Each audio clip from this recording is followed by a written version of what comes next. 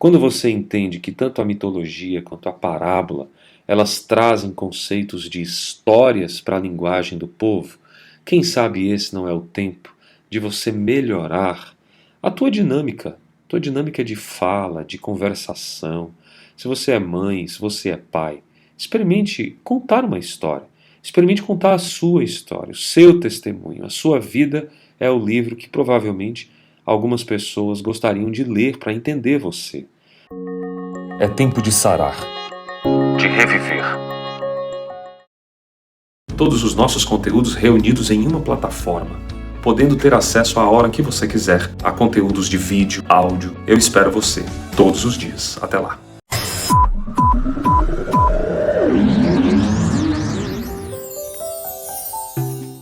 Oi, para você, aqui Alex Cavalcante. Eu vou fazer um podcast focado numa saúde que nós chamamos aqui de saúde biopsicossocial, mas hoje eu quero explicar um pouquinho para você sobre o mito. Acho que você já ouviu falar de mitologia grega, a forma mítica de explicar. É quase um consenso entre os estudiosos de filosofia que existiu uma forma anterior às das explicações filosóficas, que a gente pode denominar de explicação mítica. E eu quero chamar aqui nesse podcast, pois, de mito, toda tentativa de explicação que antecede, em uma sociedade humana, as buscas, a compreensão, que é aí sempre ancorada na filosofia, que a gente fala da razão, ou mesmo na experimentação, nas teorias. E aí eu falo da ciência. A verdade, pessoal, é que o ser humano, nos primeiros estágios do seu desenvolvimento, rumo a uma racionalidade, a razão das coisas, o ser humano tinha extrema dificuldade para explicar os fenômenos que cercavam essas pessoas, os humanos do local. Qual é o motivo para períodos longos de seca, né? Qual que era a razão abundante de tantas chuvas? Por que alguns recebem chuva, raios e trovões, e outros, por sua vez, uma seca e um sol aterrorizador? Eram perguntas que as pessoas faziam. Por que o sol é considerado um deus para alguns e para outros apenas uma luz ao final de um grande céu, né, que escolhe a hora de desaparecer e de chegar? Para onde vamos? Que são as formas existenciais. Deus existe? Em função do dia e da noite, o que acontece, principalmente a mitologia, fala bastante das estações, do dia, do sol, lua, ou de uma forma existencial, como eu disse, de onde viemos, para onde vamos, o que estamos fazendo aqui. E aí, na ausência dessas respostas racionais ou até científicas para as questões necessárias, surge a explicação mítica. O que é isso? Auguste de Comte, num primeiro momento, quem foi Auguste de Comte? Você precisa entender quem são as pessoas que eu falo aqui. Auguste de Comte foi filósofo francês, formulou a doutrina do positivismo, ele era considerado o primeiro filósofo da ciência, no sentido moderno do termo. Ele é praticamente o fundador da disciplina acadêmica de sociologia, foi conhecido por esses termos. E exatamente o que ocorreu com o Comte, na sua vasta filosofia, foi que ele trouxe o conceito de positivismo, no primeiro momento, dizendo que as divindades eram forças da natureza fetichizadas, ou seja, que ganham uma vida diferente daquela que realmente possuem. O sol se transforma em divindade, a lua numa outra divindade, a floresta numa outra divindade, e as divindades africanas presentes ali na Umbanda, no Candomblé, até hoje ligadas a forças ou a elementos da natureza. E foi esse conceito de fetichismo, de achar que as pessoas, que as coisas se tornaram objetos de divindade, foi onde surgem também as divindades gregas, como Poseidon, o deus das águas, Atena, a deusa da guerra, Afrodite, a deusa do amor. Você já deve ter ouvido falar, ou em algum desenho animado, sobre esses personagens. Vale ressaltar que os deuses gregos, eles são o que nós chamamos na filosofia de antropomórficos. E o antropomórfico é o que possui forma humana. Além disso, sentimentos humanos também aí, como o amor, o ódio e por aí vai. Eles mentem, eles enganam, demonstram a sua imperfeição, e mesmo que demonstrando claramente sua imperfeição, não são como o Deus abrâmico, né? Seres com poder ilimitado. O Deus de Israel, o Deus do cristão, o Deus que nós, praticamente a grande maioria das pessoas em países católicos, países cristãos, né, é o Deus dessas pessoas.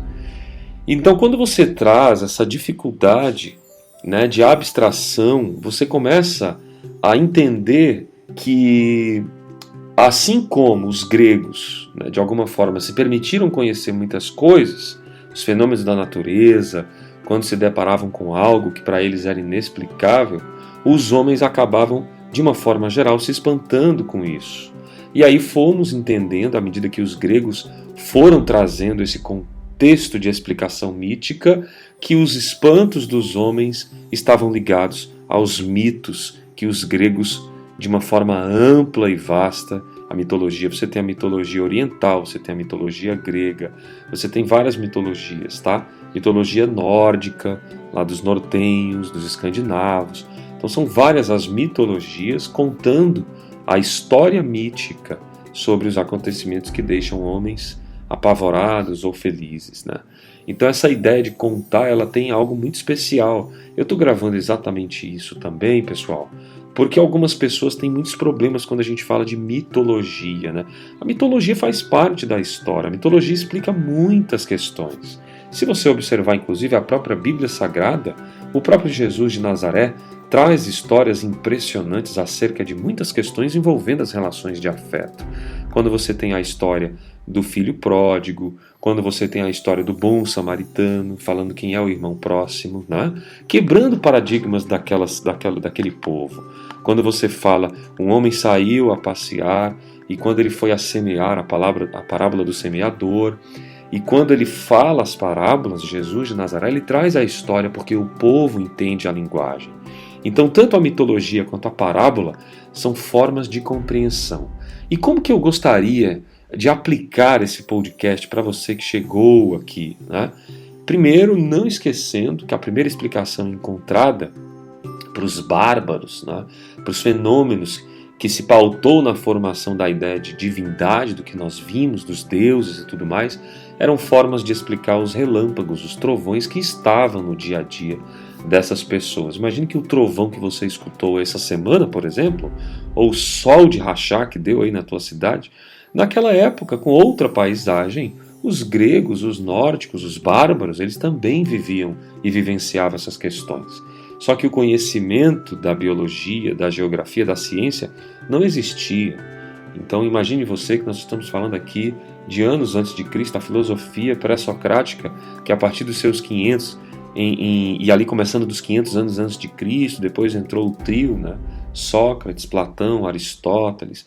Então você tem toda uma dinâmica de filosofia que foi nascendo, gerando lá no futuro a sociologia, as ciências humanas e por aí vai. Então as pessoas não eram instruídas nem cientificamente e nem filosoficamente. Então, como já foi dito aqui, como eu falei, o conhecimento desses primeiros homens era estritamente baseado nos sentidos. E por isso a gente traz os relatos mitológicos, fazem menção de deuses com características humanas, como Zeus, que eu falei, que traz sua esposa, Hera, com uma humana e tem um filho semideus chamado, você conhece, Hércules, né? Além das constantes brigas entre vários desses deuses que eram sobrepostos ali. Então, sendo que, de certo modo, se você entender, existia um Deus para cada necessidade dos homens. Talvez por essa razão, mitos e fábulas ou contos folclóricos ali, o que completamente não é de um todo errado, né? Se você trouxer a história da humanidade. Hoje no Brasil nós temos algumas divindades que representam as dores e as alegrias do povo. Como eu trago os mitos gregos, porque são provenientes de uma tradição muito forte, como na maioria dos povos antigos, sociedades antigas, gerações antigas cantadas por poetas, né? Os gregos tiveram uma enorme contribuição para o nosso povo, para a nossa formação, assim como os romanos também. Desde o casamento romano, a forma de sentar, o jeito de estudar, gregos e romanos trouxeram muito para nós. A questão central, pessoal, é que a história, essa história humanizada, onde eu quero chegar, quando você entende que tanto a mitologia quanto a parábola, elas trazem conceitos de histórias para a linguagem do povo, quem sabe esse não é o tempo de você melhorar a tua dinâmica de fala, de conversação. Se você é mãe, se você é pai, experimente contar uma história. Experimente contar a sua história, o seu testemunho. A sua vida é o livro que provavelmente algumas pessoas gostariam de ler para entender você.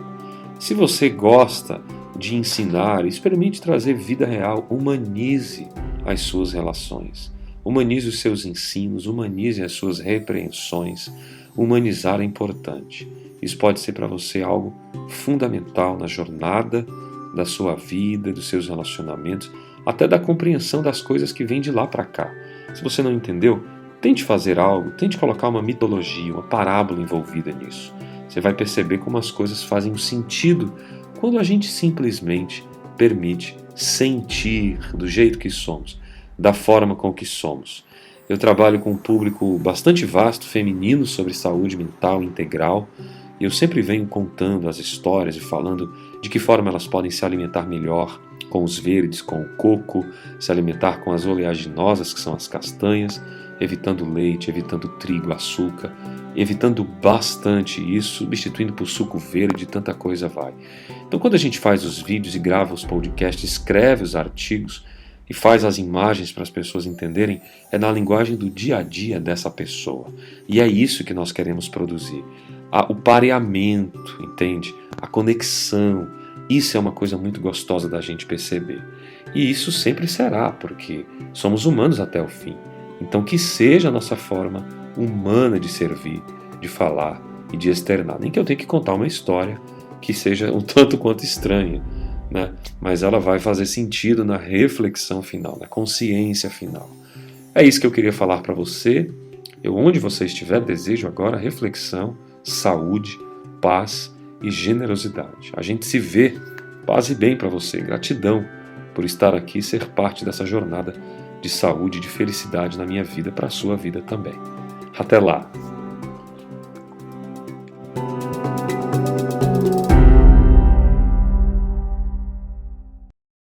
Oi para você, aqui Alex Cavalcante. Muito obrigado por ser parte dessa jornada de saúde integral. Acredite, há uma porta, sempre há uma saída. Compartilhe, sempre é tempo de reviver essa história diferente, uma nova história. Eu espero você para te ajudar.